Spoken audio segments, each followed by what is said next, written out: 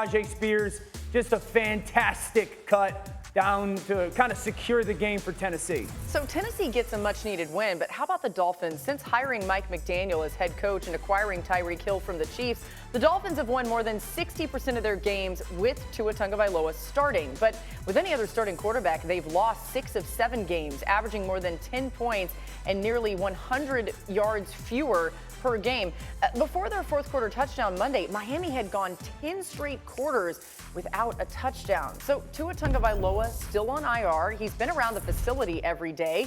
His teammates told me he's been smiling, he's been laughing, he's been himself. You see him there on the sideline. Adam Schefter was on ESPN radio this morning. He made it clear that Tua's season may not be done. The fact of the matter is he has been symptom-free, and he has felt better. And he's visited with neurologists, and to my knowledge, I don't think anybody said to him, you can't do this. I don't think anybody said that, and I think he wants to go do this. And when you're put on IR, you have to sit out 4 games. He's missed 2. They have another game this Sunday. He'll miss that game, and then he'll miss 1 more. And really, it's up to that team to try to keep its season afloat if it can until Tua can get back. But I think at this point in time, it'd be surprising if Tua didn't come back. And we got to spend a lot of time around this Miami team leading up to our broadcast last night. How do you sense they'll handle the Tua Tagovailoa situation? Well, I think that Mike McDaniel and that organization have made it very clear to Tua, listen, we're moving the football element from this when it comes to their own motives. This is going to be completely about Tua and his family, his wife, and the medical information that they get. I think, they were very transparent. The only thing, or the main thing they don't want to do is add stress. That's the one thing that they're trying to avoid the most. And Mike McDaniel said he's trying to make sure that Tua never has any moment of doubt with how much he actually cares. That's why he said, there is no conversation of football or thought of football when it comes to Tua. It's how are you today? How are you today? And I think that, listen, this has got to be tough for Tua to sit there and watch his football team fall to 1-3. It was painful even in his face last night to watch. He wanted to be out there so badly. Yeah, and the schedule for Miami, they're sitting at 1-3. They've played really poorly over the last 2 weeks offensively. The back 6 or 7 games that they have this season are absolutely brutal. I don't think that matters to Tua. If this team's sitting at 1-5 or 1-6, and I still think if Tua is cleared to play, Tua's going to play. And I just believe he has the sense that this is his football team. The interesting thing in talking to the players there, I mentioned that he's been around the facility every single day.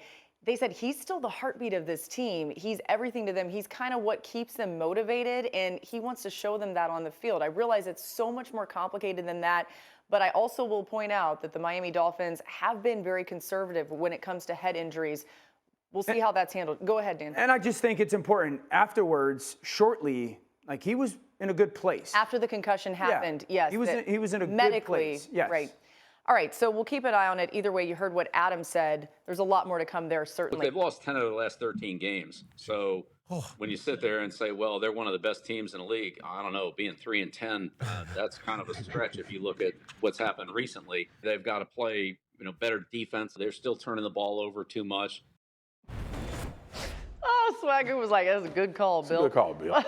No ball, huh? What is going on with that Philly offense right now? Yeah, it doesn't look good. It doesn't look good in any respect. Jalen Hurts is not making throws he should make. They look out of sync. The head coach isn't on the same page. The offensive coordinator isn't on the same page. There are moments where it's 3-10 and they're running a 5-yard sprint out against cover 2, right? This is not playing into the strengths that are Jalen Hurts. Now, look, there was no Smith. There was no A.J. Brown, which is significant in their pass game. But even the plays that are easily executable, they look incredibly difficult for them to get on the same page with.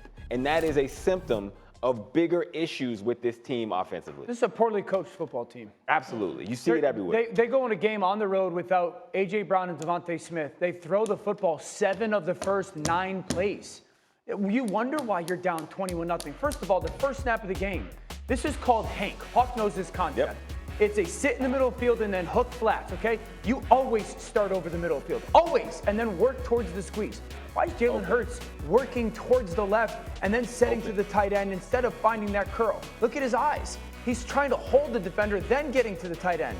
He's doing it reverse. So it's either he's doing it on his own or he's coached the improper way to operate a play that he has learned for 15 years of his NFL career. That's the first snap of the NFL game. Okay, the next drive, first down, drop, Dallas Goedert. I can't put that on anything other than missed execution, but let's go to the very next play. That's Vita Vea, Marcus. Would you turn to Vita Vea and double team him? Buddy. Philadelphia does it for some stupid reason.